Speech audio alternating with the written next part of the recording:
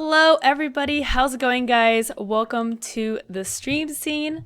I am joined here this week by Darkness and Koozy. How's it going, guys? Hey. Hey, how you doing? We've got an awesome show lined up for you guys. Our topic of the week is going to be computer builds for streaming, and we'll be talking a little bit about the latest Twitch news as they have dropped a lot of new stuff this week. But first, let's talk to our guests and a little bit about them. So Darkness, let's start with you. Tell us who are you and what do you do in this realm? Cool. Yeah. My name's Tim, or Darkness429 on Twitch. Timmy, as my community has come to call me. I've been streaming on Twitch for almost 4 years now, so it's been a fun little journey. And I stream a lot of shooters. So I started out with like Titanfall and Battlefield, and doing a lot of Fortnite lately. A lot of Fortnite, which has been a lot of fun. I'm sure we'll talk about that later. Yeah. So that's kind of just a quick little thing. What I do. Stream. Nice. And I play Koozy, video what games. about you? I am the community manager for Origin PC, also part-time streamer and full-time streamer for them, I guess. I do a lot of live PC builds, so PC technology is my forte, and I love video games. Story of my life. That's really So, awesome. with the ladies. So tell us, so Koozy, you said you're full-time stream for Origin. What exactly do you do with them? What do you stream? What I do for them is I'm kind of just the community leader. I take care of everything from our social media to our streams and YouTube videos to our partnerships and partnership relations. For the streams that I do for them, we do a weekly talk show on Fridays at 4 p.m., kind of similar to this, where we'll have special guests on. We talk about the latest in gaming news, stuff like that. And we do live builds, which is where we build PCs live for influencers that we're sponsoring or just special event systems that we have going on. That's awesome.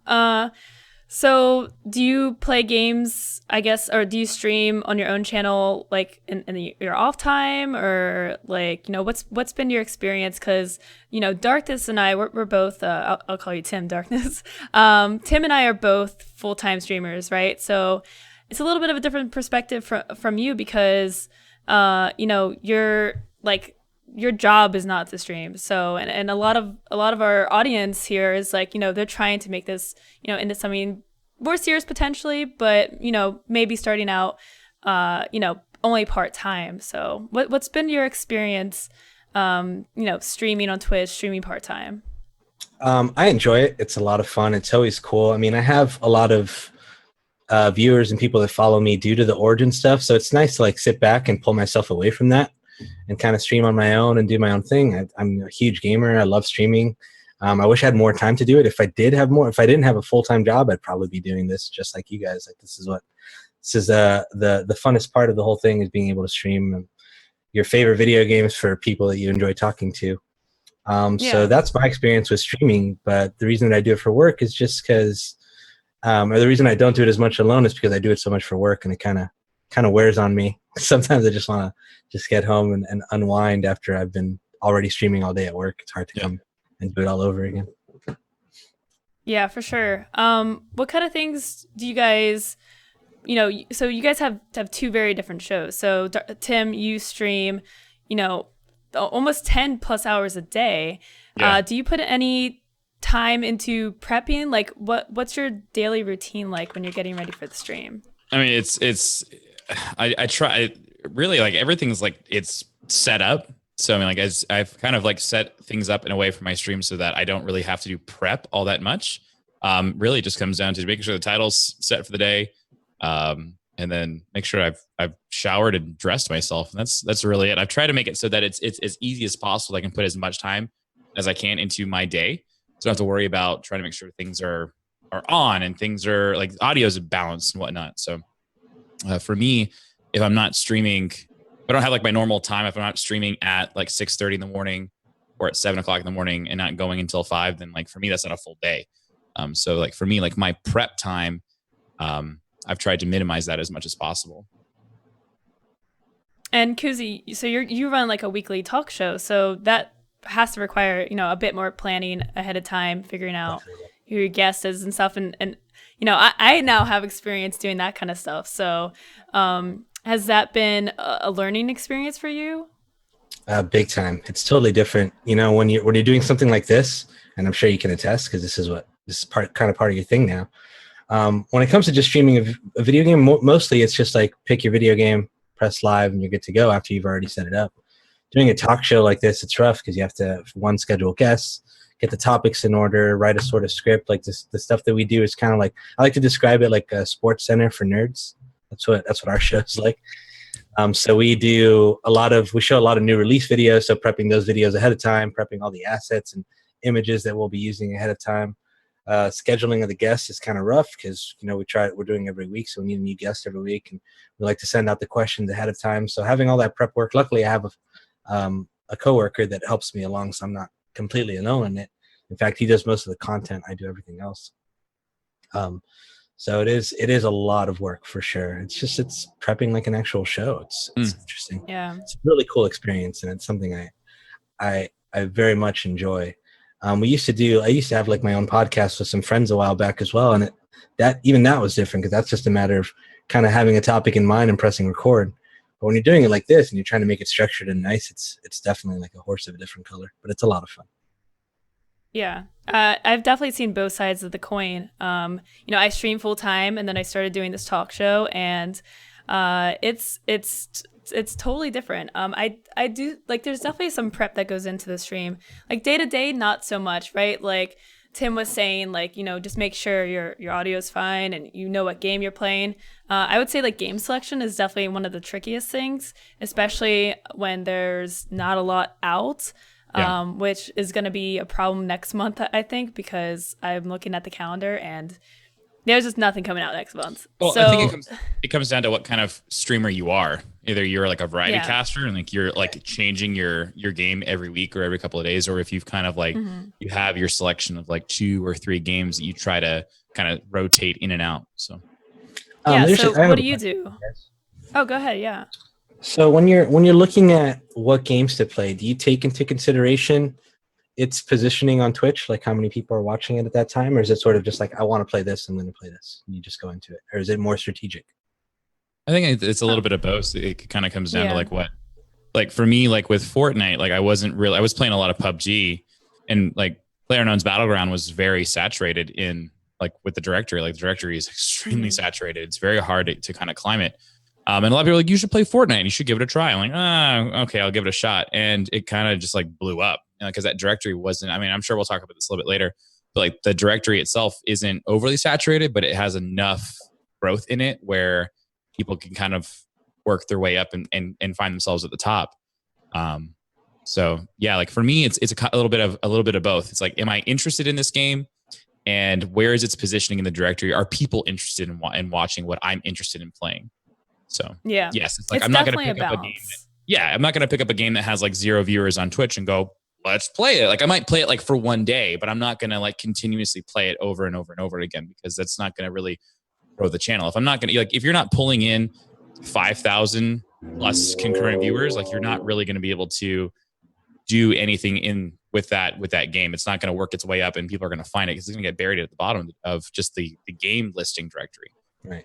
Yeah. So. I mean, like it's definitely a balance. Like if you're not having fun, and we've said this before on the show, if you're not having fun, the stream's gonna be able to tell. Like totally. It's not gonna do well for you, even if you're like in a great position, game directory wise. But again, if you're having fun and you're in an empty category, you're not gonna get any growth, and then you're probably gonna stop having fun because you're gonna feel the pain of not playing a game that's people are looking for. Right.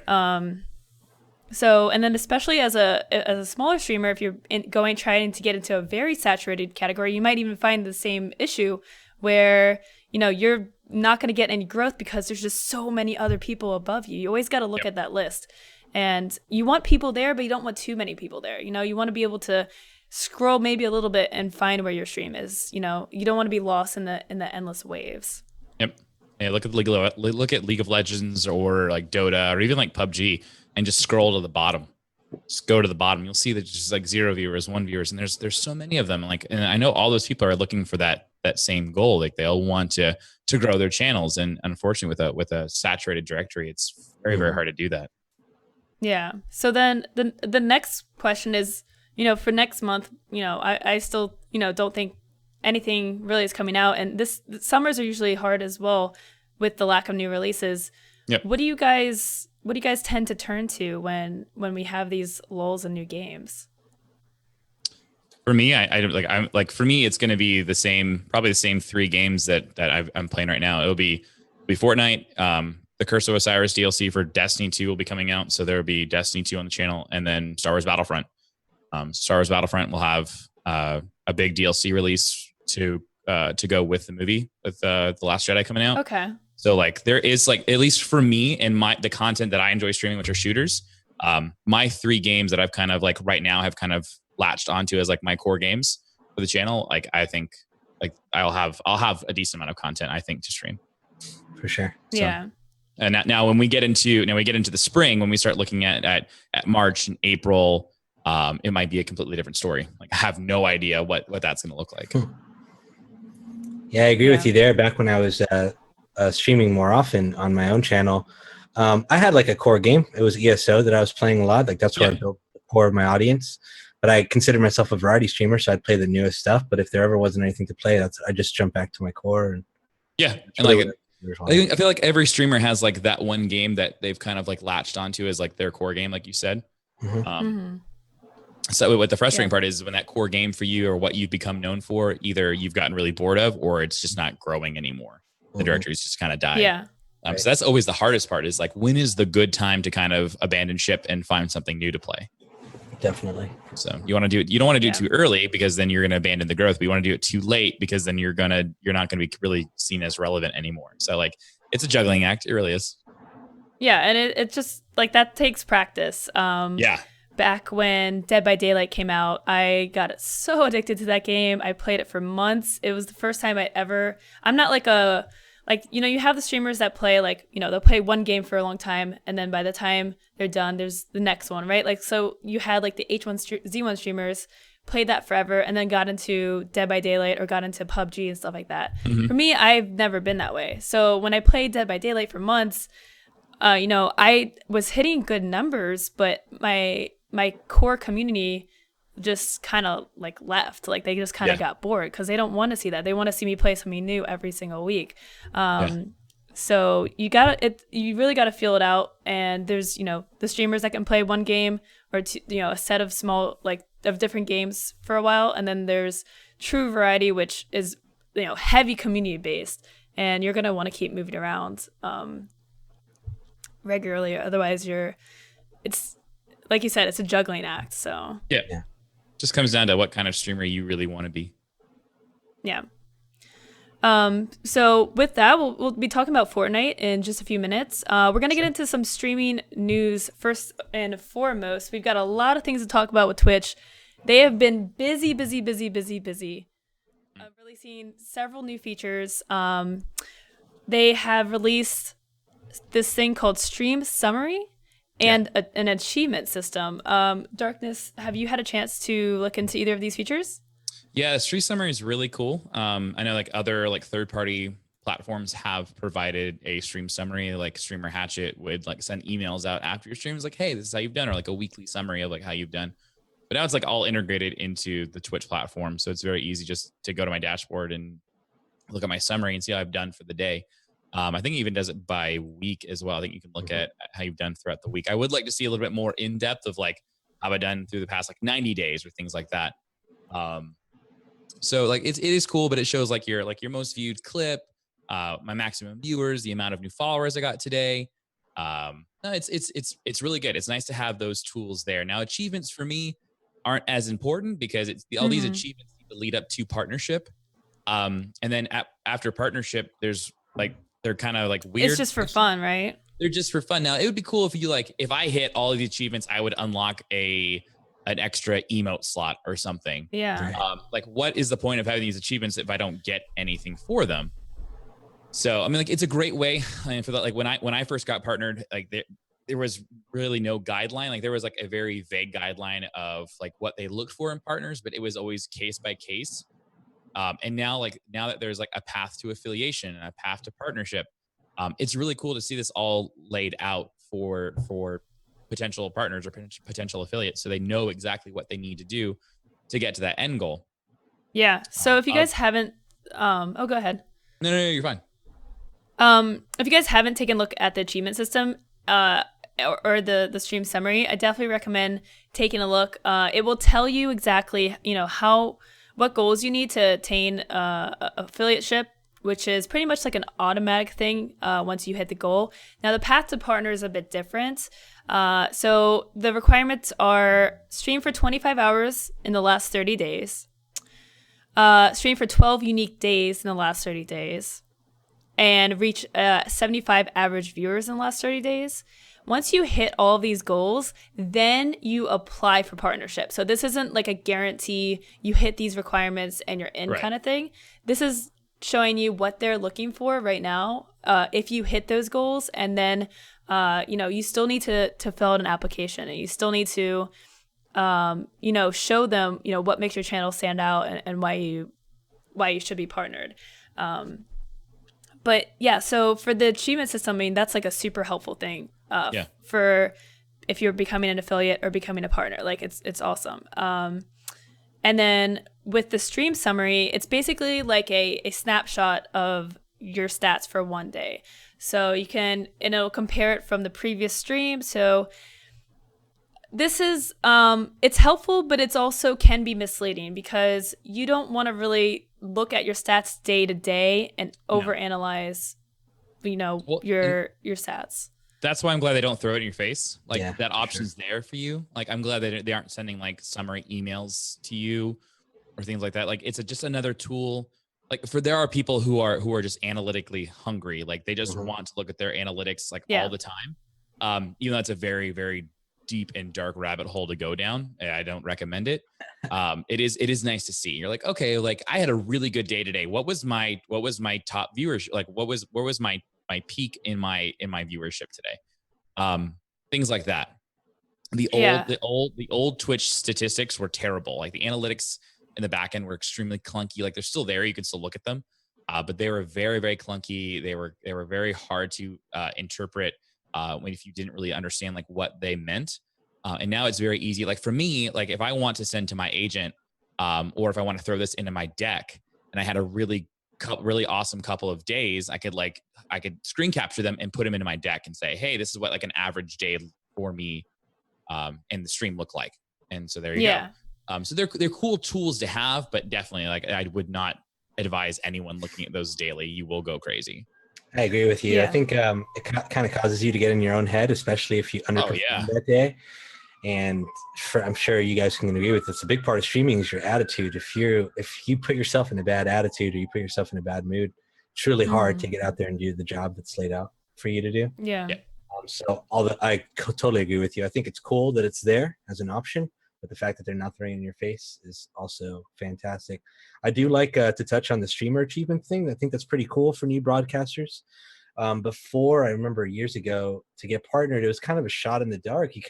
There was set numbers that people knew, like you had to have this many concurrent viewers, but you'd always see like other people get partnered that didn't have that. So it was always very confusing. Yeah. Now that they have it laid out for you, it's kind of like, okay, this is what I need to accomplish. And at least you know, like, okay, I'm good enough to apply at this point. Sure. Before, people were just applying all the time. And I'm sure that the account manager over there. The transparency is fantastic. I will say, from looking at the stream summary, a couple of things that will be really insightful that I found to be helpful is your peak time and your viewers. This little graph here is super handy. So this is something that you can actually watch day to day, especially if you have a consistent schedule. By looking at, if you stream at the same time every day and you look at this graph and you look at your peak time, you can try to find a trend in when you're getting your most viewership. And you can also match this to what you're playing or what you're doing at the time to try to figure out if, what's really working for you. So let's say, looking at this graph right here as an example, let's say at the end of every stream, this person goes on IRL and it just starts talking with the stream as like a little wrap up hangout time. And that's when they're getting their peak. Like, by looking back, like, they're like, okay, well, IRL is working really well for me. Maybe something else isn't. How can I incorporate IRL more? Something like that. That's just an example. Or let's say your peak tends to be at 3:50 p.m. Well, okay. When is are you maybe ending your stream too early? Should you change your stream time, shift it over a little bit? Where's your audience? Where's your primary audience? Sure. The second part of this graph that I want to, or this stream summary I want to point out, is the top views by source. Now this is crazy helpful, because now you can see where your viewers are coming from. Are they previous followers? Did they find you on Twitter from a host? Check. This is something you definitely want to check every day and get an idea of how they're finding your channel. So yeah, I mean, I would definitely check those every day. Yeah, that's awesome. I didn't even know it included all that. Yeah, no, it's really cool. And it'll show you from like just people's, like even like people's streams, there's a couple people that I stream with almost daily, and see like where views are coming from their Twitch channel is really, really cool. So like the stats page has been overhauled and it looks just so much better. And it's just so much easier to read now. So you guys are obviously more familiar with this right now than I am. Is there anything from what it has now, is there anything you still need to look somewhere else for? Any information that you find super useful that you'd need to go to like another program or a third party? So the only thing that I've had issues with this version of stats, where I've actually had to go to the classic stats portion, is hours watched, like overall time consumed for the content. That it does not show.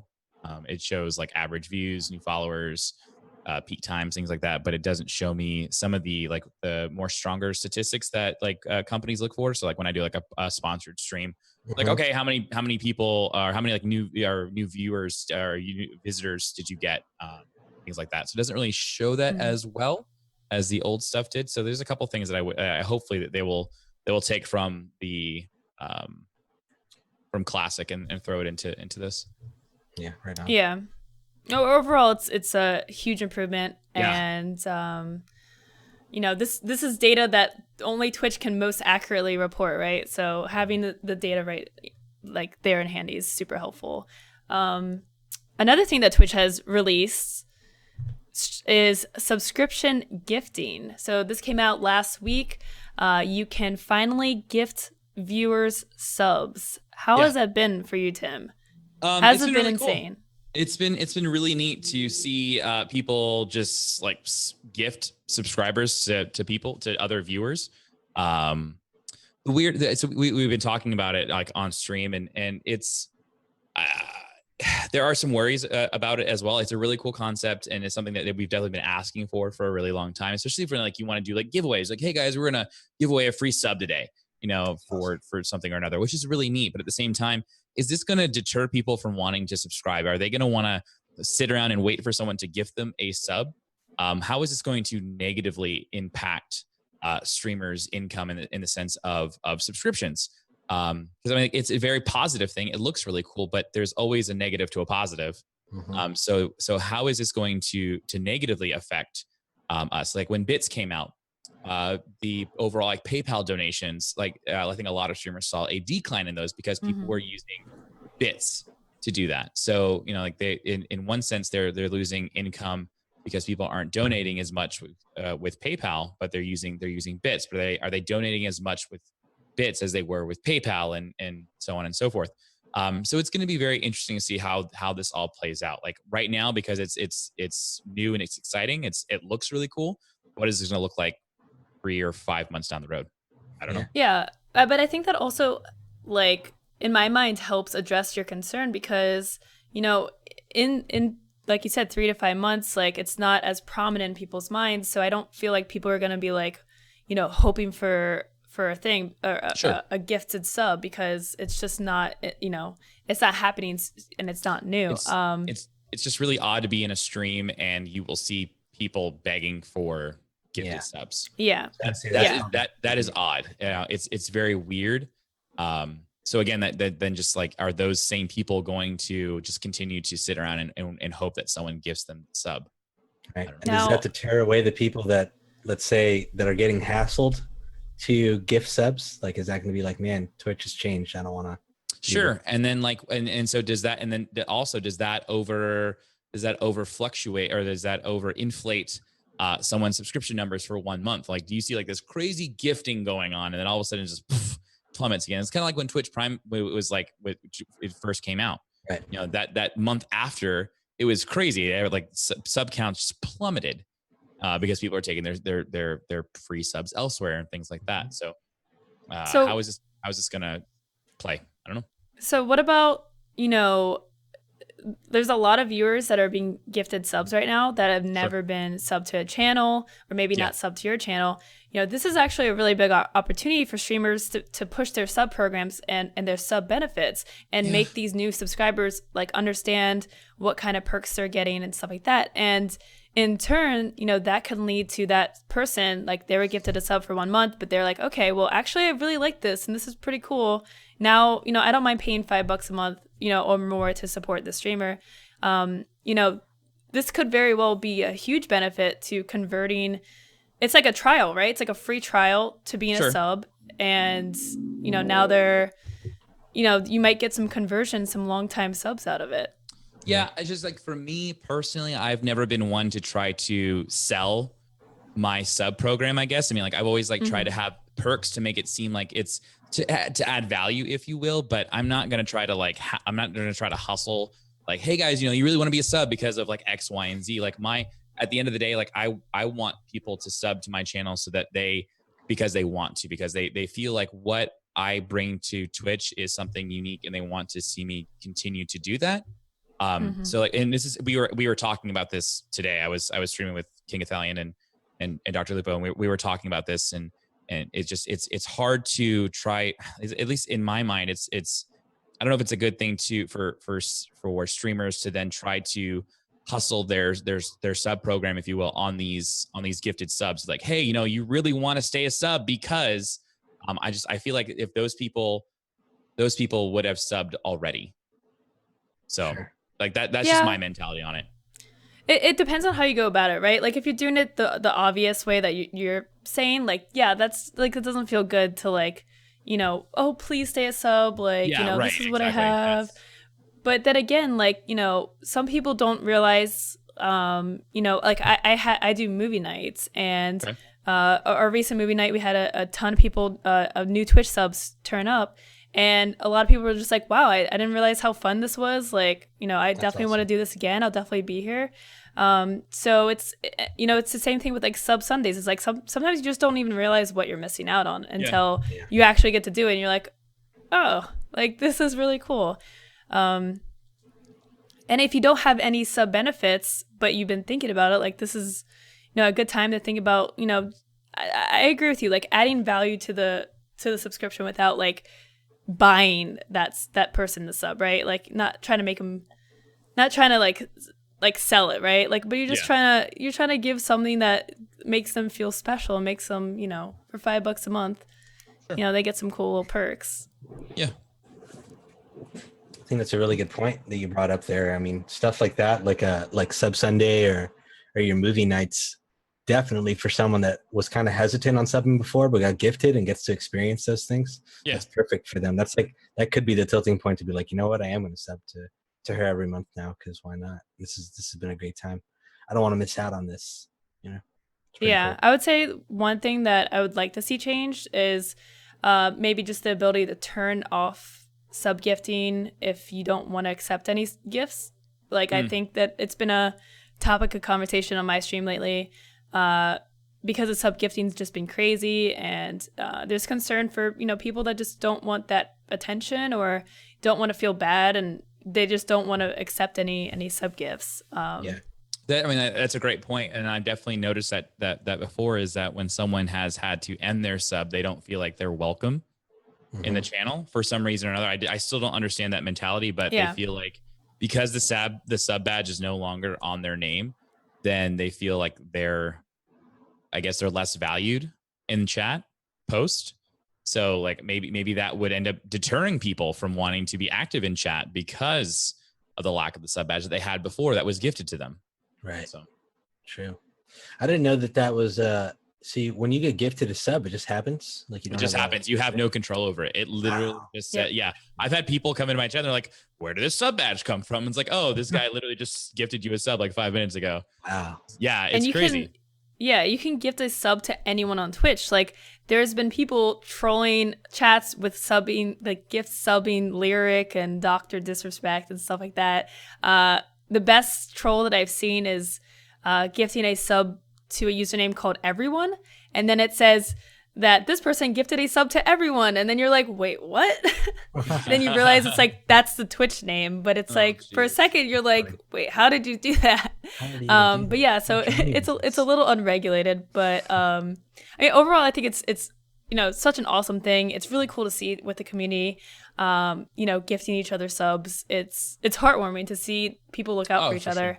Yeah, definitely. It's fun. Like I've been gifting subs in other people's channels, and That's really if I cool. just see someone in someone else's community that seems like a cool person, like I'm like, okay, here you go. Like it's just it's so much fun. So overall, it's a big plus. So next we're gonna talk about Fortnite because Nice. I just played Fortnite on Saturday for the first time. Oh, And yeah, and I loved it. I was so hesitant on it just because I was like, same. okay, I'll get to it. I'll get to it. Like, okay, looks fun, I guess. And then I played it and I'm like hooked. Like it's just I know Tim, you've been playing it a lot. Tell us a little bit Yeah. about it for people who haven't played. Oh, this is the Battle Royale version. This is not Yeah, so the main Fortnite game. itself was a PvE game, or a player versus environment style, like an MMO style game where you think of it. I think the best way to explain what Fortnite is think of Minecraft meets Orcs Must Die. Sure. It's like a material grinding meets tower defense style game. Well, they've been developing this game for like 3 years, and then a couple months ago, they then brought out this battle royale style game, which is very, very, very similar to PlayerUnknown's Battleground, but it's also very different. And it's another game within the battle royale genre, but they do it in a very classy way that keeps it true to the Fortnite style. So it's the same idea as PlayerUnknown Battleground or any battle or other battle royale games. Is you have 100 people, they all get thrown into a map. You have to then try to find weapons, you forage for material, and then you just try to win. But what's really cool about Fortnite is that there's a whole building aspect that you can't find in other battle royale games. So you'll have there's wood, there's brick, and there's steel, and you use all of those to then construct ramps and walls and roofs and all these just crazy things that you can build in the game, which is really, really cool. And they do have Splode, which is very fun. Community loves it. When you blow somebody up, it says you Splode the person. So that kind of has caught up as a meme for streams. But anyways, Fortnite's very cool. I think what's a lot of fun for it is it's free to play, which is awesome. The battle royale version of Fortnite is free to play, which I would right away is very appealing. It's on PC, PlayStation, and Xbox.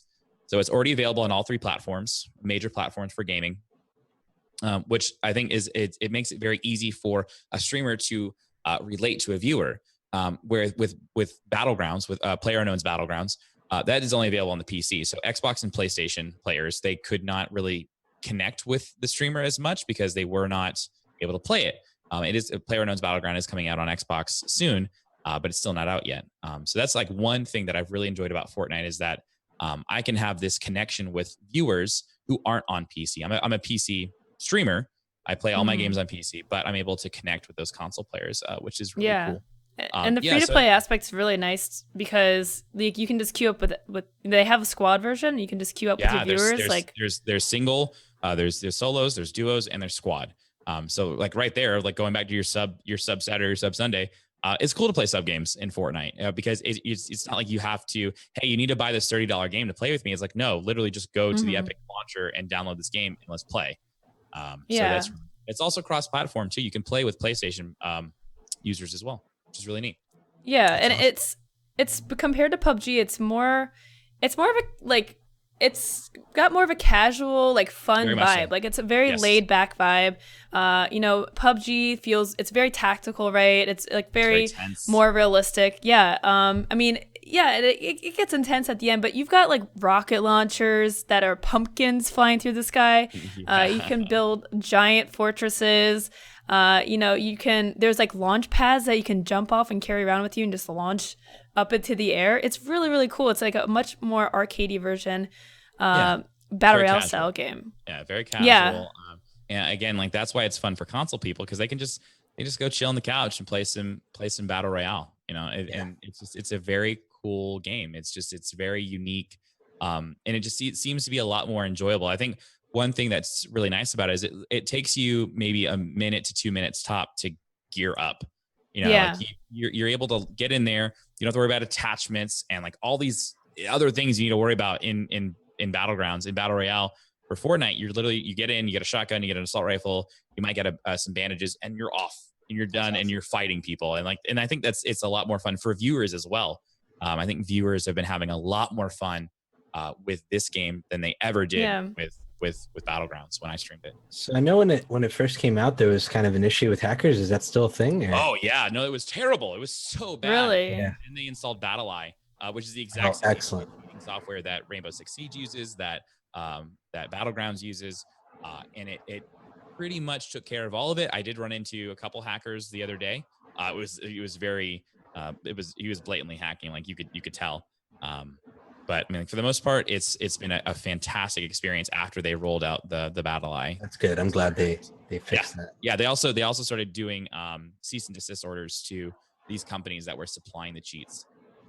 Which like it was. Oh, it was really that's good to see that they're all taking shut down. action. Yeah, they were taking legal action with these hackers as well, which was fantastic because these are all just like these are like basement coders that just like are easily just like throwing these together. So you hit them with a legal order and they're just like, all right, I can't afford that, so I'm done. Yeah, and it's like this game it literally just came out of nowhere, and it's huge on Twitch now. Like it's right up there with PUBG almost every day. Like you were saying, Tim, like the viewers, it's a lot quicker. It's a lot fast paced, arcadey, more fun. The viewers love it, and it like. What would your recommendation be for, let's say, like smaller streamers looking to play it? Like, is it still too saturated at the moment, or should they just give it a go? I really don't see this as a saturated directory yet. It's definitely becoming more popular, but it's still a good time to get in on the directory. Like, it's not. I've seen people with 200 to 300 viewers that are very, very small, but if they're doing it at the right time, they can definitely they work their way up there. It's just like you have some of the bigger guys that get on there, like Grims and CD in the Third. Those guys like stay towards the night, like Ninja. Like those guys are usually like evening time people. I think like morning times are a really good time to stream it. I think it works out really, really well. I mean, when I was streaming PUBG, it was terrible. Like there was no time of day to do well in that directory. I went from like 1,200 viewers on average when I would play Rainbow Six Siege, and then I switched to PUBG because I was like I wanted something different. And at no point in time could you ever grow in that directory. It was always saturated. And now, like with Fortnite, it's done very, very well. I've seen just a huge turnaround with the community and just viewers. And I think smaller streamers can most definitely grow their channel inside the directory for sure. Koozy, have you had a chance to play this game, or are you just checking out for the first time? Yeah, I played it more when it was the PvE version. I do have I just downloaded it probably like 2 weeks ago. I downloaded the Battle Royale version on the PS4 and I played a few games, and it is a lot of fun. Yeah. Now hearing Tim talk about it makes me want to go try it out again. I know, right? Like I'm like having an itch again. Yeah, I think one thing that I appreciate the most about Fortnite is that the developers are constantly updating the game. We have major updates. Like it feels like every other week now. Like last week we got the jump pad. This week we got a new weapon introduced. They're constantly tweaking weapons and just like how like they're always listening to the community. Like every time that something's brought up, the next week you'll see it in a patch. And so to see that level of commitment to their game and to make sure that the community is happy and they're listening to community, and even just like rocket riding is something silly where you can literally jump on top of a rocket and ride it to a fort So cool. and jump off and like shoot people. And like we did it today. And what's really cool is that devs aren't just like, well, this isn't how we designed it. Like, we're just going to get rid of it. We're going to make sure you can't do it. They're embracing that. And they're embracing the silly things like the bush consumable that literally turns you into a walking bush that you can shoot out of, they've embraced it and they've made it like they've made the bush a part of their game, and things like that. So I just appreciate that, to actually feel like I'm a part of the development process as well, which is really neat. That's such a Yeah. key to success for any online game, when the development team is heavily involved in the community and takes the feedback, listens, and makes changes on the fly. I think that's like, for any online game to not be doing something like that, like have a Discord, have a open forum, Yeah. take that feedback and run with it, and do change, like make changes. Those weekly updates, it's not hard for every development team, not easy for every development team to do, but the ones that do, you can tell like it just, Yeah. the feedback It looks like it's a passion project for them. It's not just right. something that they're just trying to get through. Yeah. Well, if you guys haven't tried it out, I definitely encourage you to give it a download. Yeah. The Battle Royale is free. Like, there's no point in not trying it, and it makes for really fun viewer games, or like multi-stream. So if you want to collaborate with another streamer, like go and reach out and Yeah. try to. That's a great opportunity to have a good time with another streamer and cross your communities. So with that, we're going to take a quick break, guys. And when we come back, we're going to talk about computer builds for streaming, the difference between a single versus dual PC setup for streaming, and answering any of your questions that you guys have about trying to figure out whether your computer rig is fit for streaming, and how to make upgrades. So if you guys have any questions on that, hold on to them to the second half of the show. We're going to take a quick 3 to 5 minute break, guys, and we'll be right back with the stream scene right after this.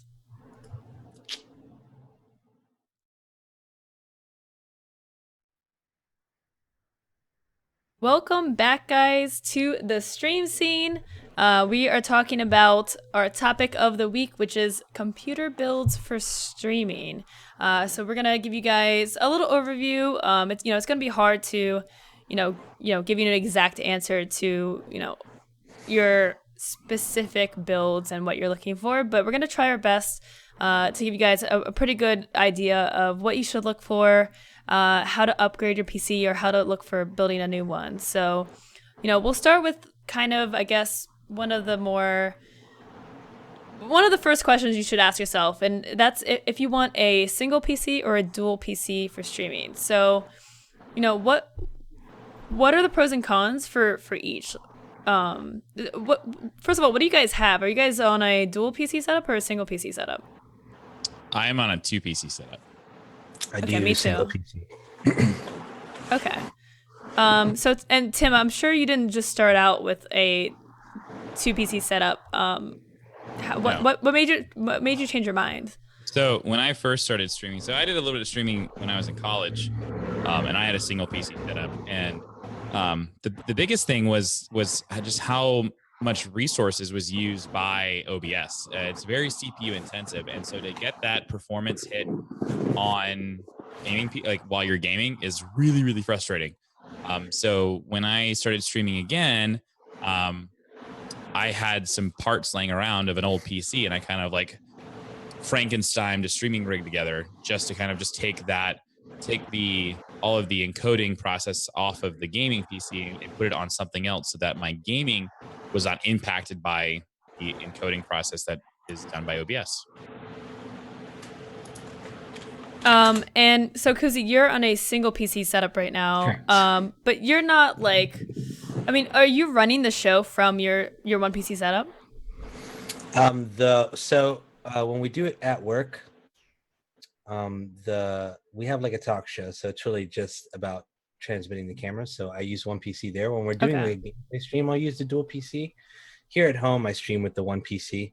I don't really need it. I think if you're starting out, if you're like, I want to get into streaming, I think I have what it takes. Should I get a second computer? I think the answer is pretty much no at that point. If you're just starting out, do the one PC setup. Figure out if it's something you're going to take more seriously. Yeah. Figure out if it's something you're going to continue moving forward with. At that point, invest in this. Right. Yeah, if you have like a second PC like laying around and it's not doing anything, then maybe use it. But I definitely would not go out and spend $1,000, $2,000 on a rig for streaming if you don't even know if this is something that you can see yourself doing a year down the road. Some people just use a laptop. Some people use an external capture card and a laptop that they have like laying around or they use for work. to stream. So like, I mean, there's a lot of options that are out there. Sure. Yeah.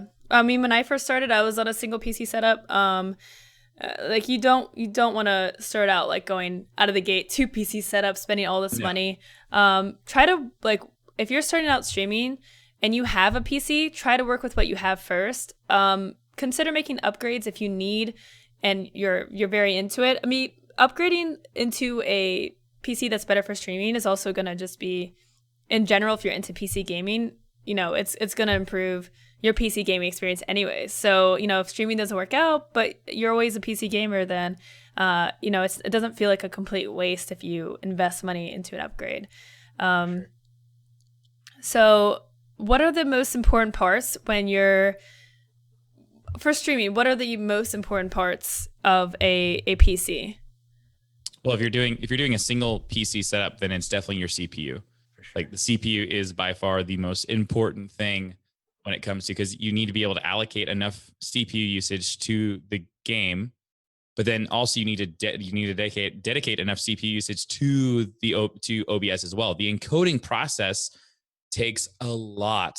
Mm-hmm. OBS uses a lot. Now there are some really cool things that are available for single PC users, like NVENC codecs that is with NVIDIA.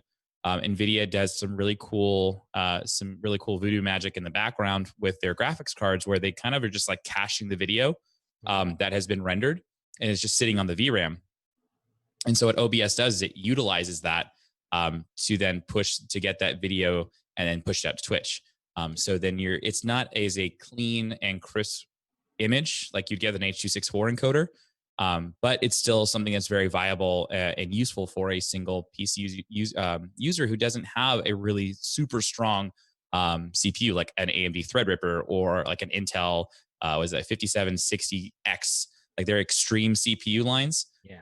Those are really, really expensive, and they're enthusiast level CPUs.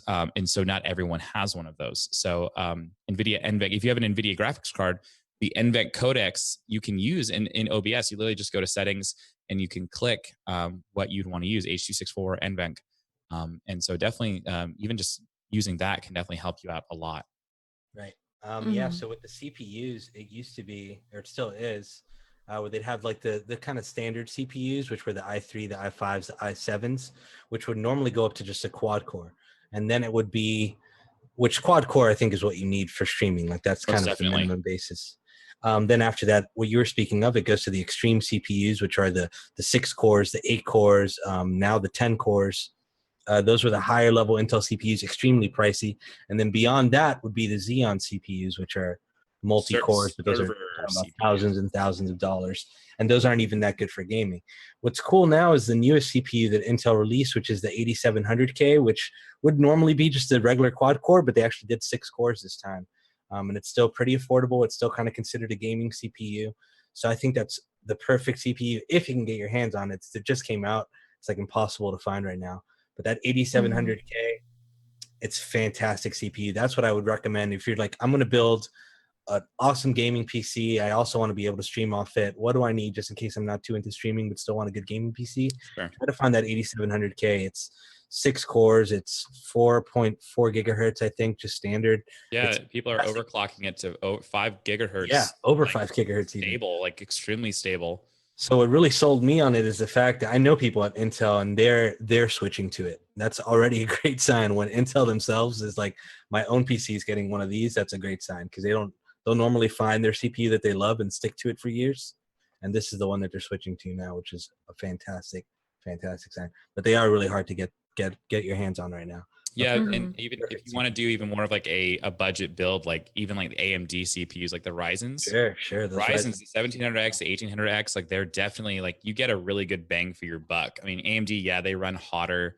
Their drivers aren't always great for the GPUs, but this Ryzen line has been phenomenal. It's really helped a lot of streamers kind of just bust out of their shell when it comes to like, can I improve my quality? And it's like, yeah, for a budget build, like what I would consider like a budget build, like they've been able to exponentially grow their channels the way that they just are able to show their video. Their quality has just grown a lot, which has been really, really, that improvement has been huge.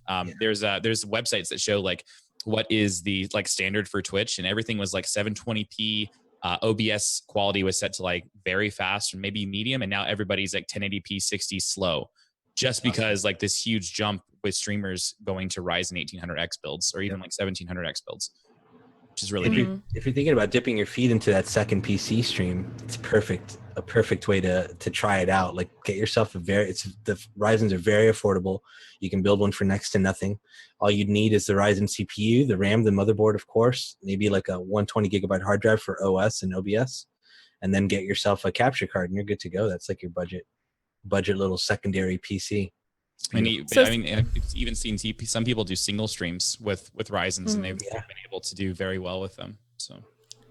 So speaking about a budget build, let's say, I never, I don't have a PC. I want to get into streaming, but I also want to get into PC gaming. What kind of budget am I looking for I guess minimum you want to do 720p 30 FPS, right? That's like the baseline for streaming these days. Sure. 720p 30 FPS. What kind of price range am I looking for a brand new but budget build? And what specific parts, if you have any names or brands that this person should look for? And like the crazy thing when it comes to building with PCs, like there's just so many different ways you can configure these. PCPartPicker.com is a great way for you to like set a budget. Is a way you can literally set a budget for what you're looking for, and then it'll give you a list of pre-made lists of builds. Yeah, you can look at and see like what works best for your build, and you can like specify to like, do I want Intel? Do I want NVIDIA? Do I want AMD? It'll give it to you. And so like honestly, I really think a lot of people should just go and just surf PCPartPicker.com for a little bit. And I really think that for me, like, and that's the hardest thing is like, for me, I'm an NVIDIA Intel fanboy. Like I love NVIDIA graphics cards. I've always been a big fan of Intel CPUs. I have an AMD streaming rig. I have a Threadripper. But I still like for my gaming rigs and whatnot, like I love Intel and I love NVIDIA. So then you can just put that into PC Part Picker, and then you can look at what works for your price range. Yep. Yeah, it's PC Part Pickers. Go ahead, Luca. I was gonna say because I don't know if you guys can tell, but I'm not like the most computer tech savvy person. Like, I had help to build and come up with my PC part builds for my streaming and gaming PCs.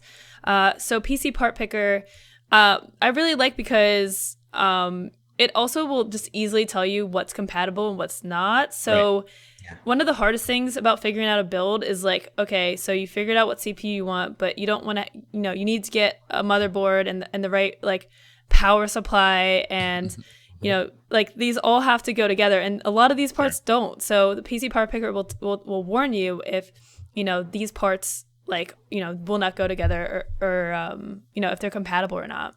Yeah, that's exactly what I was going to just say. That's one of the best parts of PC Part Pickers. It'll tell you which parts go with one another. It'll tell you, hey, you've chosen the wrong motherboard for the CPU, or you need to change it to this RAM if you want to make this build work, which I think is just awesome because not everyone knows what works with what. And it's a perfect way. It's all automated. It tells you automatically. It's a must for do-it-yourself PC builds. Go to that website. And so, you mentioned CPU is the most important thing, and it definitely is. What about like RAM and graphics cards? Like, does streaming have a direct effect on these parts? And like if so, like how should streamers look to buy for these parts? So with the CPUs, one important thing to note, especially if you're building a secondary PC, you don't need a graphics card, right? You're only going to be using it just for encoding. The thing about that though is if your CPU has onboard graphics, which not all do. So the extreme CPU chipsets from Intel and above do not have onboard graphics. Most of the AMDs don't. But the 8700K that I was talking about earlier, the 7700K, 6700K, whatever it might be before, those all do have onboard graphics, which is great because you save yourself a lot of money there already. You don't have to buy a GPU at all. You just do the onboard graphics. You get yourself a capture card, perfect for secondary PC. When it comes to doing a single PC setup, the CPU is very important. But then, of course, you got to know what games are you playing? What games are you running? Are they super high intensity? Those AAA titles that are very GPU intensive. In which case, then you got to start looking at the graphics cards and which ones to go with. I'm with Tim. I love NVIDIA. I'm an NVIDIA fanboy as well. The awesome part, those 10 series cards that they released are across the board just amazing. The higher models like the 1080, the Titan, the 1080 Ti, those you don't even need especially if you're gaming on 1080p. You can get away with a 1060, 1070 would be like the max best, and 1060 or even a 1050 Ti, extremely affordable, extremely inexpensive, and will run most games at 1080p over 60 FPS, which is what the sweet spot that you're looking for a gaming PC. For RAM, I think at this point, at this day and age, 16 gigabytes is like the minimum. You should consider that the minimum. A lot of people still do 8 gigabytes and they find themselves struggling and programs loading slower, and you don't want to go that route. Just do yourself the favor, spend the 50 extra bucks on the build, get yourself an extra 8 gigs, and do the 16 gigabytes of RAM. Mm-hmm. I know.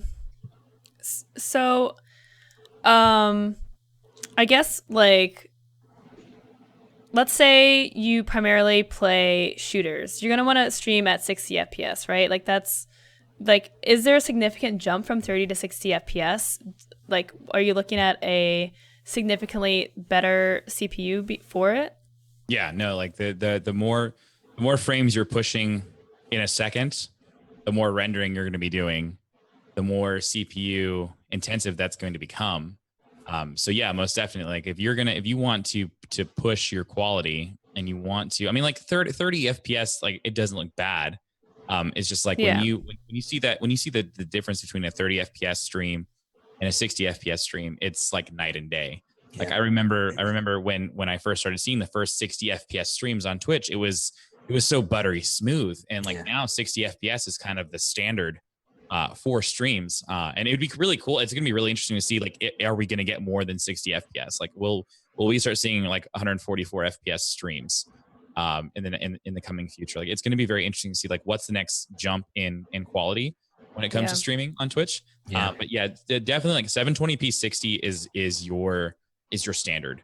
And so yeah, that most definitely is a lot more CPU intensive, and that's why, like, I really feel like you can get away with doing a second stream.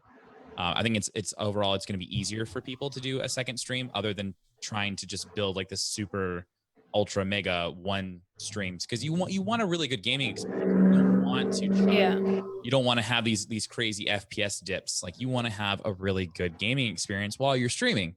And so I feel like people will have a better experience. Like I'm a big proponent of, like, I'm a big evangelist when it comes to two PC setups. Like, it's a little bit more difficult because it's just like you're running two PCs at the same time. But like overall, I think it becomes a better streaming experience. You have more control.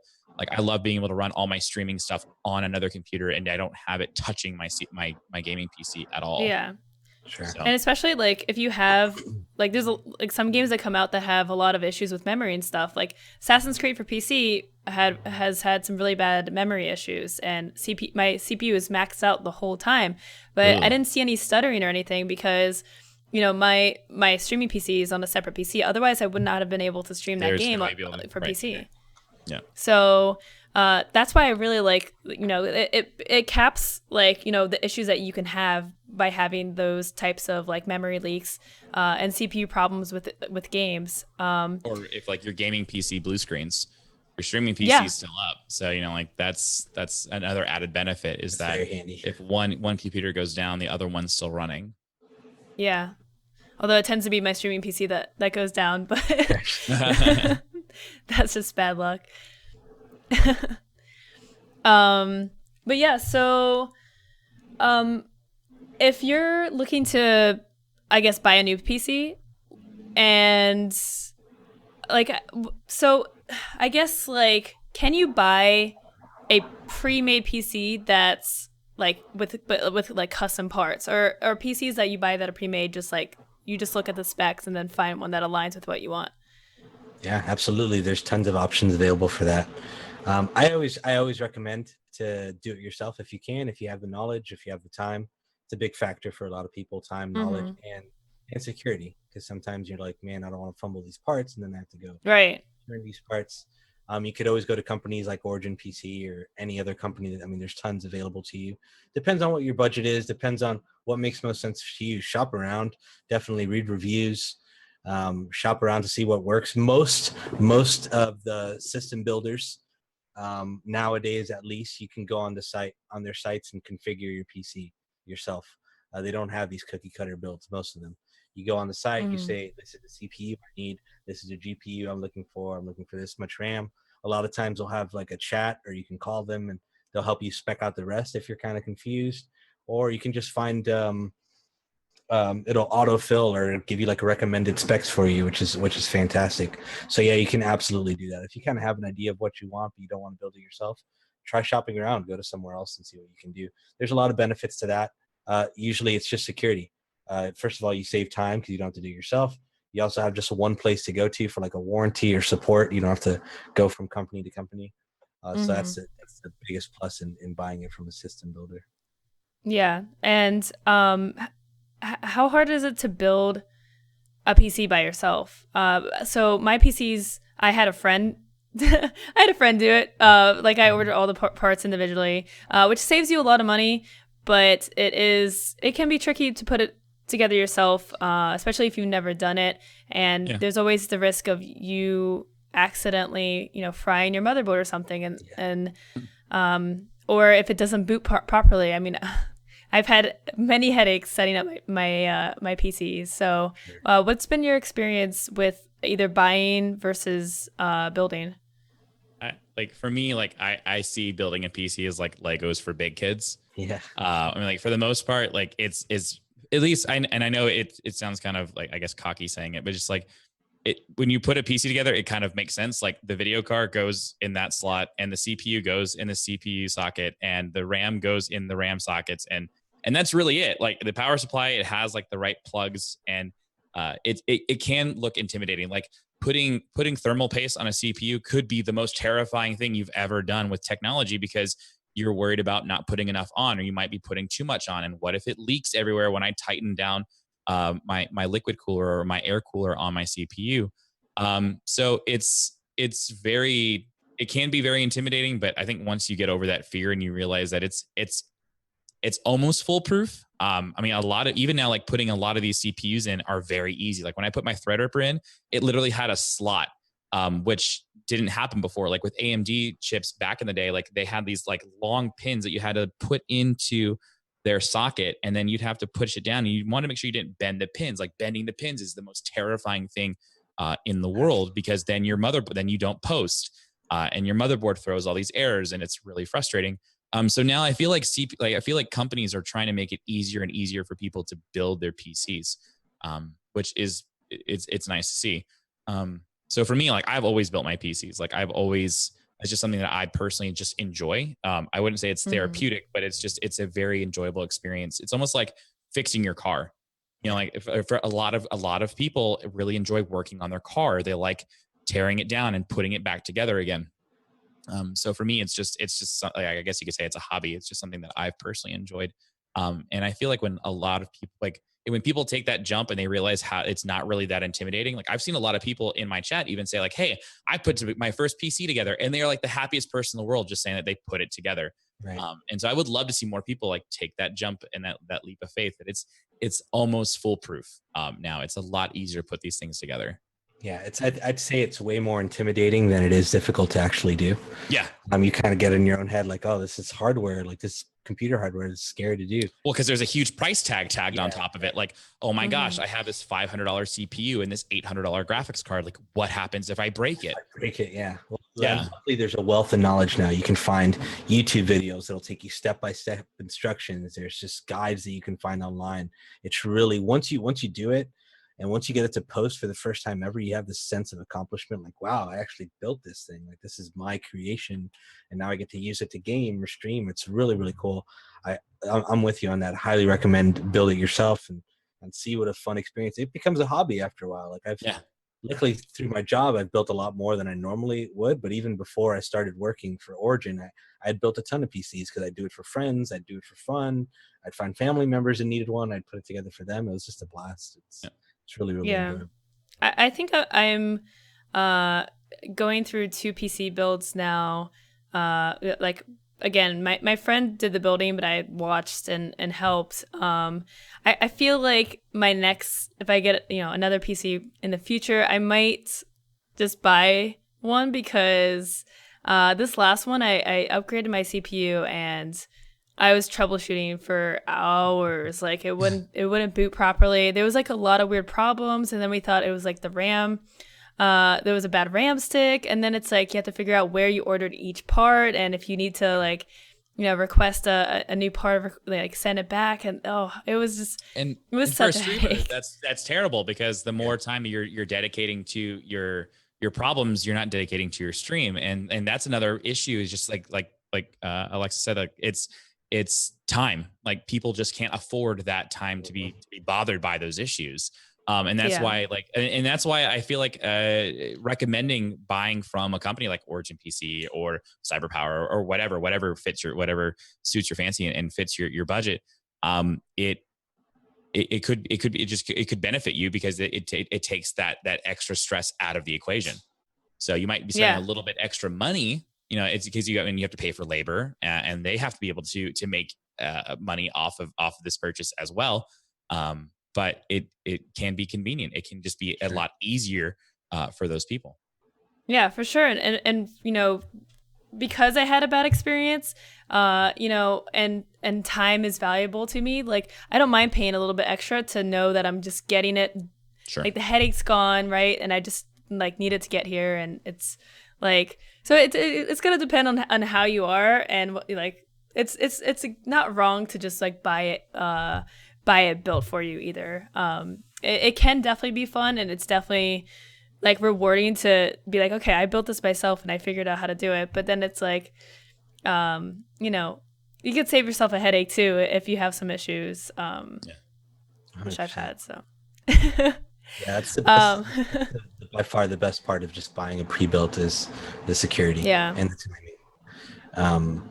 A lot of people just don't have that time to spend anymore. It does take some time, especially if it's your first build. You're looking at probably more than a couple hours trying to put it on. And then shooting after, because chances are it's not going to start up the first time. But it is a fun experience. But if you're not in the mood or you don't want to be bothered by that, then go for a pre-built. It used to be, I think someone in chat mentioned, it's not such a sin anymore to go after a pre-built. There was a time where it was like, pre-builts are just these cookie cutter BS builds you can't upgrade. But most system builders nowadays, they're using the same parts that you would buy off PC Part Picker. A lot of them let you upgrade them yourself, like Origin, for example. It doesn't even break your warranty if you open up your PC and upgrade the graphics card yourself. So stuff like that is just super beneficial. It's definitely worth shopping around. Yeah, and you guys, Origin PC, you guys you guys do PC builds for like notable streamers, right? You've been streaming those builds, so if you're looking for like a resource to see what it's like, I mean, like you can watch their Twitch stream or check YouTube for guides and stuff. So there are some step-by-step guides. If you're really determined to you're on a budget and you've got time and the willingness to do it, like just don't hesitate to look for some resources. But with that, guys, we're gonna open up for some Q&A. So if you guys have any questions about either your setup in particular, any general questions. I know I saw some questions about like how software factors into everything. So like OBS is what I use, OBS Studio, and that's gonna take up a lot of your depending on what you do with it, can take up quite a bit of your CPU. So if you're on a single PC setup, then you need to be mindful of how much your OBS, if you are using other programs and stuff, like if you have Discord open or music or something like that, that all adds up. Chrome is a CPU hog sometimes. If you have alerts and stuff, if you have browser sources, those all take up CPU. So just keep that in mind. If you're going for a single PC setup, your CPU is even more important. My OBS on my streaming PC is using 10% of my CPU, but back when I was on a single PC setup, it went as high as 40% of my CPU, and that's a lot. Yeah, it can really tank up your CPU. So And then also it depends on if you're like, are you recording your stream locally to your computer as well? Then it's going to be using even more. Yeah. So, Yeah. but there's some really Yeah. Thank.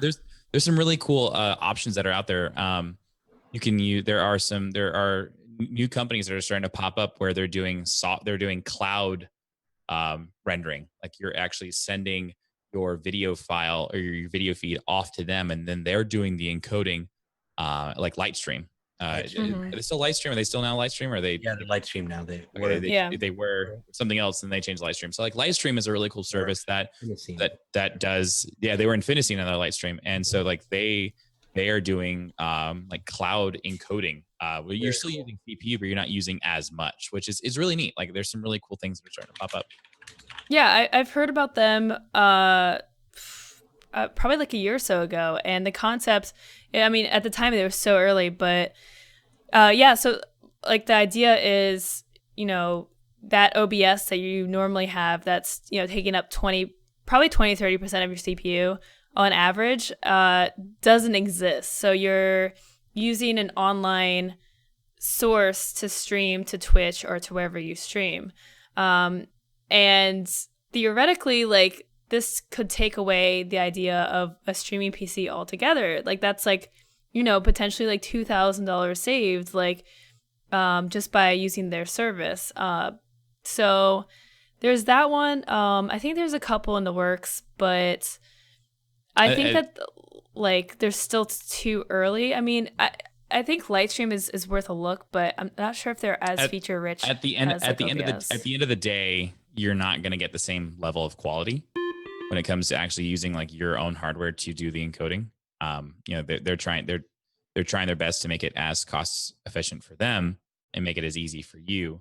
Um, but I mean, like it's a good option. But I still think like at the end of the day, like people are trying to use like different plugins to like replace capture cards, these pieces of hardware that are designed to capture video signal and give you the best quality possible. People are trying to they're trying to get around that and use these other ways of doing it. And they're great for budgets, but I think at the end of the day, if you're really trying to push the boundaries when it comes to quality, like you do want to invest on the streaming PC and a capture card and things Mm-hmm. like that, so that you can be proud of that quality you're putting out there. Yeah. Yeah. So we have a question. If you're using a 2 PC setup, what type of capture card do you use, internal / external?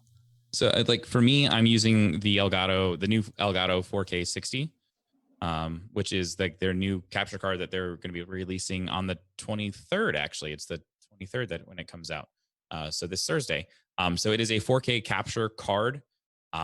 It also does 1440p at 144 hertz and 1080p at 240 hertz. So like that is a internal capture card that for me works out very, very well because I play games at 1440p. So fantastic capture card. There are external capture cards like the HD60S from Elgato. A lot of people use that when they're for like console streamers. They usually just like they plug that into a laptop or they plug it into like their single computer and there you go. Like it just really depends on what you're trying to do. Like the HD60S is an internal or an external. The HD60 Pro is the internal variant of the HD60S. So like it really just comes down to what you want to get out of those. Like for me, I like internal capture cards more than external. Like the USB 3.0 capture cards, like I still don't trust as much as a PCIe capture card. Yeah. Yeah. No, I'm the same way. Um, I used external capture cards for a while when I first started with the 2 PC setup, but Same. I found it like overheating a lot, and if it desyncs, then you have to like unplug the whole thing and plug it back Yeah, in. like AverMedia had one where it was just like it would always get out of sync. You'd have to do something really, you have to do some like black magic on the back end of OBS to Yeah. make sure like your video and audio would sync up correctly. And so like for me, like Yeah. internal capture cards have always been, I want to say hassle free, but they've been less of a hassle than external capture cards. Yeah, for sure. The Koozy, were you the gonna say external something? ones are definitely better for, like you said, small form factors, or if you're using a laptop, something where there's not space, then yeah, go for that. But if you have the choice, if you have the space in your computer for an internal, I'd say always go for Yeah. internal. Usually much faster. They're usually much better, can capture at higher quality. The latency is also a big factor. So latency between what you're seeing and what's actually being displayed is is huge and could affect just the overall quality and the gameplay itself. So that's something to take into consideration. But yeah, those Elgato Yeah. 14 cards look delicious. Yeah, it's very nice. I was very lucky to get one and get to use it. So it's been nice because I had to do some OBS magic on my gaming PC to get the 1440p signal to a 1080p capture card. I had to do some downscaling and some projecting, which it was okay. It worked, but it wasn't fun to do. And now I don't even have to think about it. It's just like what my monitor, the video signal that my monitor gets, my capture card gets, and it's fantastic. That's awesome. So then another question, 60 FPS, is 60 FPS really a requirement for starting out streamers these days? No, I wouldn't say that it's I wouldn't say that it's necessary, but it's enjoyable. And I think you want to, if you already have like a base that's already been established, you know, you've got viewers that are coming in and people are starting to like really enjoy your stream. I think upping the quality to 60 FPS just makes their experience that much better. And so that's the one thing that I think for new streamers to figure out is how do I make the viewing experience more enjoyable for my viewers? And giving them a really good video experience, I think is a big part of it for sure. Yeah. But I don't think Yeah. it is needed when you're starting. Not at all. It depends on what you're doing though, because if you play primarily shooters, you're gonna want 60 FPS. Yeah, but if you're streaming Pokemon or you're doing like Mario Right. Odyssey like that, like I wouldn't worry about it all that much. True. Yeah. Yeah, if you're streaming off a console where it's normally 30 FPS, you might get away with just streaming 30 FPS. That's how it's going to look anyway. It's not going to look any different. Yeah. Up it to 60 and it's only coming out at 30. It's a smoother 30. It's kind of weird how like OBS does that, where like you can have it set to 60 and it just kind of smooths out the 30. Yeah, like I mean, if you're playing Destiny on console, then I wouldn't even worry about it because it's still a 30 FPS game. Do you recommend streaming on a laptop? You can get away with it now on the higher end laptops if they're really good. You can even use. I've single streamed off a laptop just because it's a really good laptop. I think the best part for the laptops is as a secondary PC. If you have one that has a pretty good CPU, at least a quad core, but it's not much for gaming, use that as your secondary streaming laptop. It's perfect. Get your external capture card, and that's perfect for you. Yeah, as a laptop as your primary, like if you're trying to play games and streaming on a laptop, like it's not gonna go very well. I've purchased a laptop for streaming at conventions and stuff. It can do the job for like very basic games, and you know it's still kind of, you know, not great, but I mean, if you're streaming from a console and you just need the laptop to, you know, run your OBS and set up a capture card, like, you know, that can totally do that. Now, the thing with gaming laptops is you're going to be spending as much as you would on just like a nice desktop. So if you don't need a laptop for mobility, then you might as well just spend that money on a desktop, and long term you're going to be able to switch out those parts, you know, and upgrade as you need and stuff like that. Laptops, sometimes you can't even open your laptop, let alone switch out parts. It's not really doable. So, you know, so yeah, it's like kind of. Audio side of things, do you recommend a hardware setup or software? Again, that is getting into like, do I need a single PC or a double, like a two PC? Like if like there are great software options that are available, like Voice Meter Banana is a really cool that's what I set use. of software. Yeah, it's a great tool. For me, like I use hardware. I really like having the control of a mixer like right there in front of me. So if I have a game open, I'm not having to try to like fiddle with things. I can just go there and I can switch my fader. I can turn the gain knobs. So it comes down to how much money do you want to spend? And like, are you that picky when it comes to your audio, and do you want to deal with all the extra cables? Again, like Voice Meter Banana is a great way for you to take all of your different audio feeds from all your different software, feed it into this program, and you can play with it all right there, and then send it out, mixed out, and send it to your OBS. So most definitely, if starting out streamers, if you're just trying to figure out if this is something for you, you can get a USB microphone. It's something that's like an Audio Technica. It was a 2030. It's like the USB microphone. It's a USB Audio Technica microphone. It's fantastic. It's great. I use it for my travel as like my travel mic. And plug that into your computer, and there you go. And then if you want to get a mixer later on, you can get a USB to XLR converter and plug that into your mixer if you feel like this is like you want to take the next step. But I don't think that's a necessary tool for starting out. Not at all. There's very, very affordable mixer options nowadays. Oh, dude, you can get baby mixers for like $50. Yeah, like they're like, or even like a red Scarlett audio interface. Just it's a little red box, and it has 2 XLR plugs in and like a line in. And it's super cheap. You can go to Guitar Center, and I think you can get it for under $100. Yeah. So. I use a USB mic. Using a Blue Yeti right now, and I've been using Voicemeeter Banana for like forever. For a 2 PC setup, it's really nice because you can virtually send your sound between your 2 PCs with virtually no latency. So it's free, which is awesome. The downside, or I guess like the caveat I would say, is it does take up precious CPU. It doesn't take up a lot, but if you're using like, I guess I use Mini Host Modular, which basically does like compression and some audio cleanup.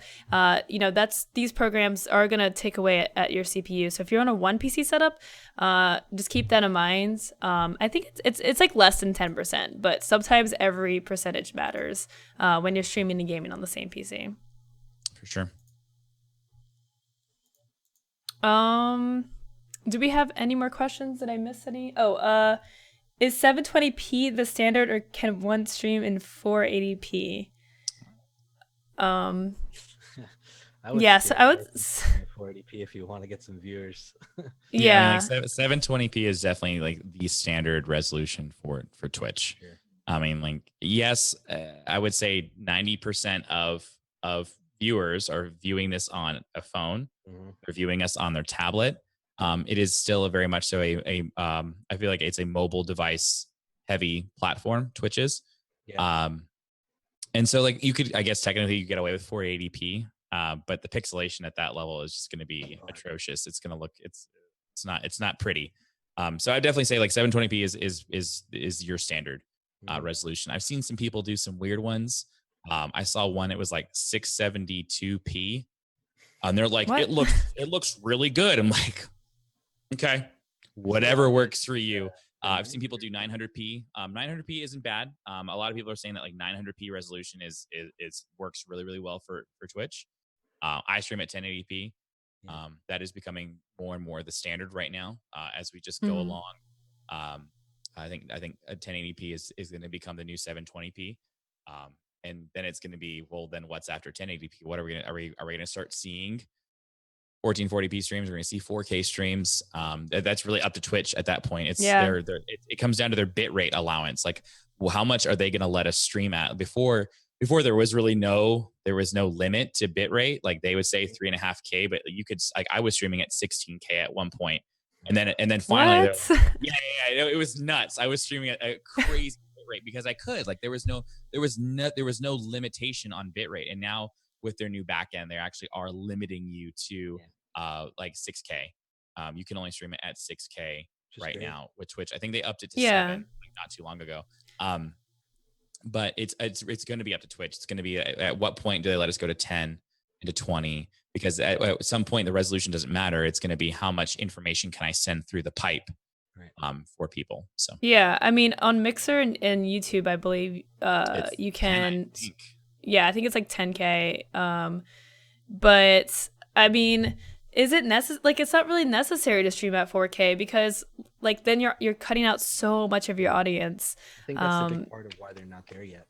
Right. Yeah. Because they don't see the point. Because again, you're viewing it on your phone. Like, there's so many. Like, when you look, if you go back to your stats, like we were talking about before, you can see how many people are watching you on a mobile device. There's a lot of people that watch streams on mobile devices. So like, I don't think that there's a big push for them right now. I would love to see Twitch at 10K for bit rate. Like I think once they get to 10K, then I feel like they're definitely competing with the other streamer platforms. I think Yeah. 1080p at 60 I think they would do it FPS for, at 10K would be great. partners. I think they would Yeah, do like it sure, limited to like partners or something. sure. Like I Because mean, for a otherwise long it's so expensive. yeah, for a long time, I was in a small group of people that were allowed to stream at 6K while everyone was like at 3.5, and Awesome. like I that was yeah, it was cool to be a part of that test group, and I'm glad that they finally like opened it up to everybody. But there's still I really feel like they're still behind. But to answer the question, I think like 720p at 6K is definitely your standard for sure. Yeah, I would say 720p, 30 FPS. Then the first upgrade you're gonna be able to do is 60 FPS. I'm at 720p, 60 FPS, and then 1080 is your next, but then you need more bitrate. That's gonna depend on your internet and if you get quality options. Um, and I guess your audience as well. I just haven't really felt the need to go up to 1080 because it's just a largely mobile base, and I mean, I don't feel like I'm losing out. Like people's like, oh, this is only No, I don't think it's 720p. hurting. No, it's definitely not hurting you at all. Yeah. But I think some people appreciate it. I think some people Yeah, are like, "Oh, it's 1080p. This is so cool." And it's just yeah, like it's a fun toy, and like it looks clean. It yeah. is like good if you can do it. If you can't do like you can definitely tell when somebody can't really do 1080p and they're struggling because their streaming PC is hurting trying to do it. I'd rather have a clean 720p stream than I would have like a really Hmm. choppy 1080p stream. Yeah, I So mean, if we go to like 4K is taking over, right? Like that's the next step. So if everyone's 4K, then 720p is gonna start to look kind of poor, and then you're gonna yeah. need to go up, which is only harder for newer streamers because you guys, if you don't get quality options, you are limited to what you can stream Oh because your yeah. viewers won't be able to watch. Like a lot of your viewers probably watch at like medium settings sometimes because they just don't have that internet to match your bitrate. So if you're trying to stream at like 5K bitrate, you're gonna start to cut out on a lot of No, viewers that can't watch. that's a great point. Like and I sometimes forget that not everybody gets encoding options because I've gone into streams just like on my phone, like out somewhere, and I can't watch the stream because they're at source. They're probably pumping like 6K, and my data just can't handle it wherever I am. Mhm. And I'd forget that not everybody gets that option. And you make a great point that um, like beginning streamers probably have to kind of throttle their internet because people will come in. They're like, well, I can't watch this. This is just stuttering. There's what's the point? And they leave. Hmm. Does it cut out viewers if you have quality options? So how it works is if a stream is streaming at usually I'm at like 4,500 kilobytes a second. Uh, if you're watching that stream on like the source options, like your internet, I guess it would be like what your download has to be pretty decent or something. I don't know like the technical terminology, Wait, but so for what? if I'm streaming at 4,500 kilobytes a second, Hmm. what is their download needs to be that much to watch it at quality, or like what to be able to watch at source Oh yeah, options, they like would. I mean, they're getting like that. That is that's what they're at source. They would have to be able to download that much per okay, second. yeah. So, for people that don't like have great internet, what you can do is you downgrade the source option. So the quality of the stream is not as good, but it's also not like so. It's basically it's like less bitrate. So that requires less internet on your part. So if you're mobile, you're probably not able to watch streams on source if they have a high bitrate. If you just have a bad connection in general, which I see complaints in chat all the time with people just sometimes your ISP is being a piece of crap and you can't watch on quality settings. So if you don't have those quality options, then you're gonna just get buffering if you can't watch the stream if your internet's lagging. So yeah, you're cutting out viewers when you don't have those quality options and you're streaming too high.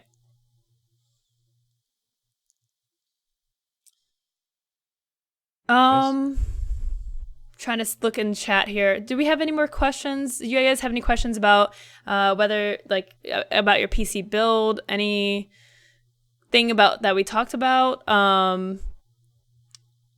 already? If not, then we'll just wrap it up here. But I want to make sure we get to any more questions if you guys have anything burning left in your system. Is there anything you need to know?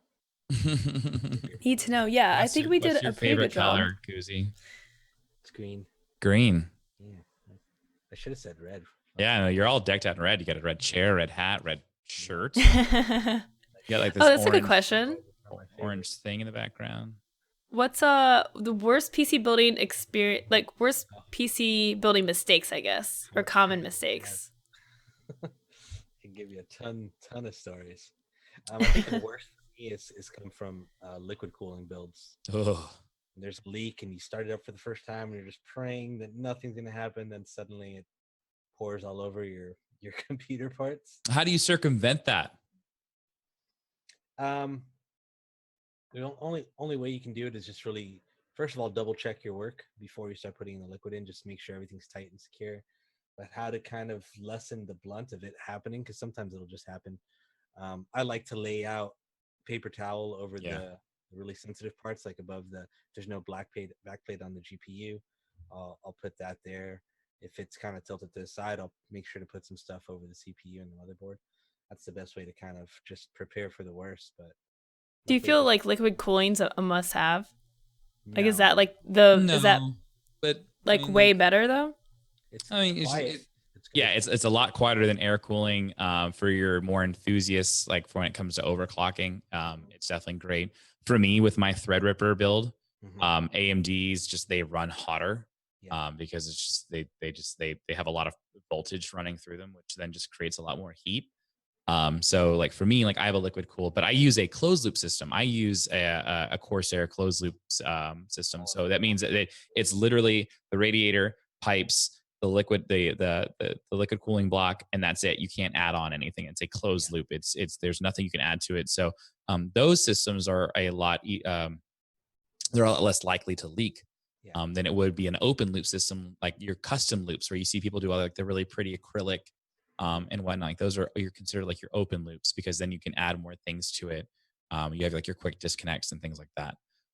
So like I think as far as like for just sound levels, and then also just heat management, if something like you want to make sure that your CPU is cooler, because the hotter your CPU gets, then you start getting the thermal throttling, and you're not going to get as a great of a performance. Right. So like I personally I like liquid cooling over air cooling. That is just something that I like. Those I agree with you. There's definitely between air cooling and liquid cooling, there's a humongous difference. But between those closed loop systems like you were talking about and the custom loops, there's not much of a difference at all, and it's so much easier to do. It's literally just the block that you attach to the CPU. You attach that to the motherboard, then you put the fans on the radiator, put the radiator up, and you're good to go. Plug it all in. It's super simple. It keeps it extremely cool. There's a very minimal chance for a leak or any sort of damage. There's no maintenance involved, which is great too. With the custom loops, you're going to want to refill the radiator every few months. Make sure that the liquid's clean and it's flowing properly. With those sealed liquid cooling blocks, there's no issue at all, and there's no maintenance involved. Yeah, I mean, like for air cooling, I mean, like there's some really cool air coolers that are out, like Noctua.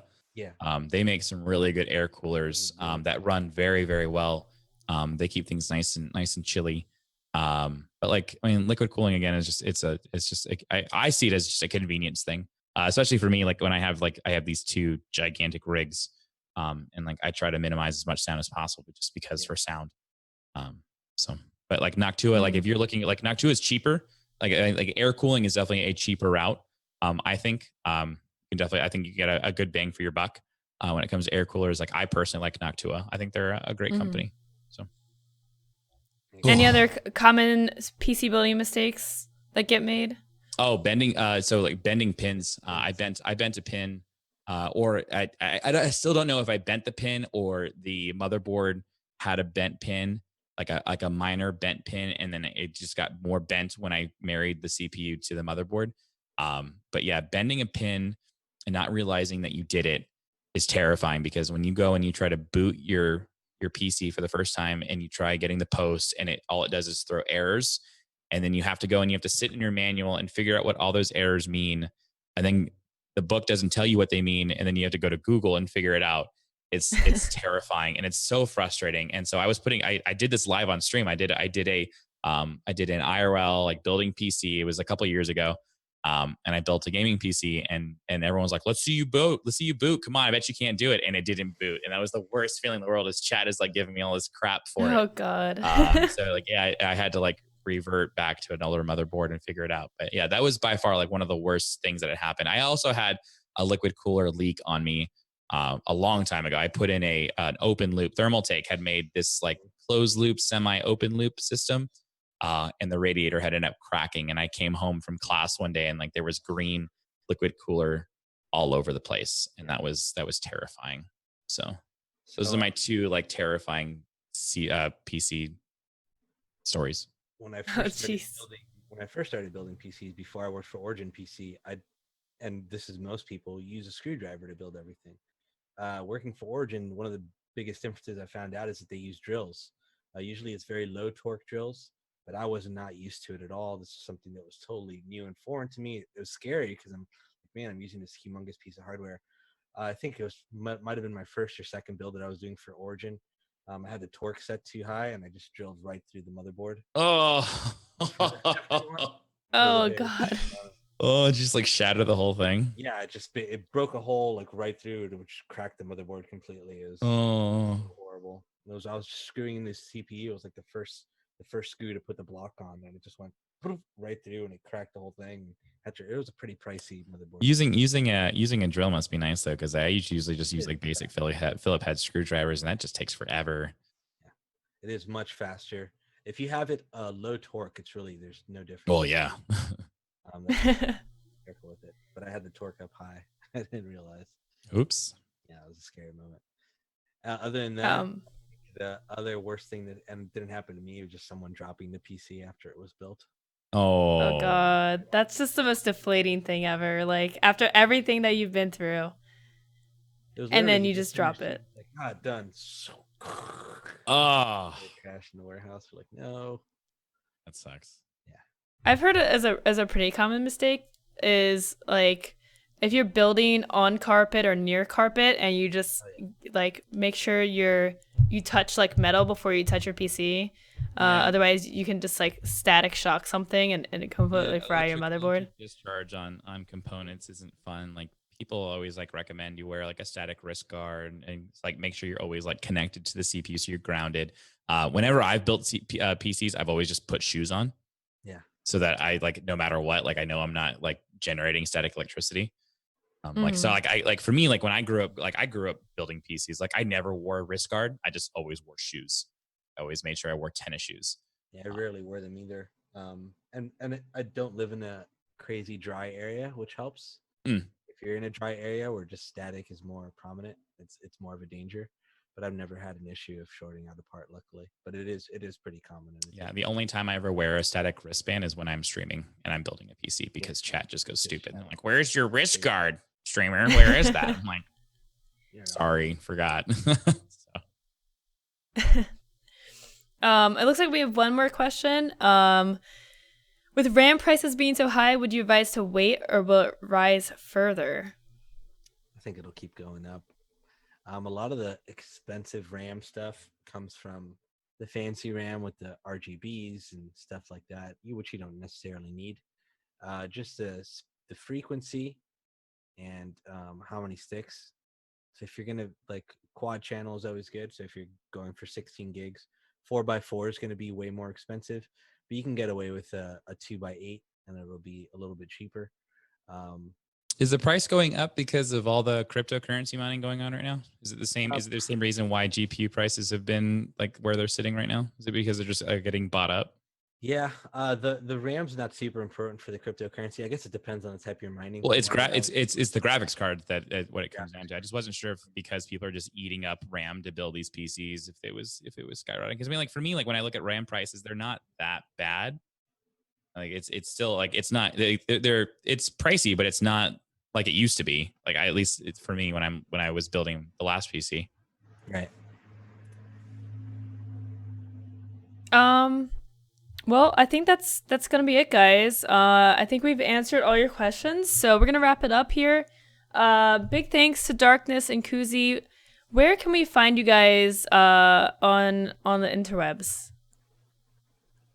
You can find me on twitter.com/KoozyL. I also am KoozyL on Twitch, or you could find me on the Origin PC Twitch stream, which is twitch.tv/OriginPC. I'm there quite often.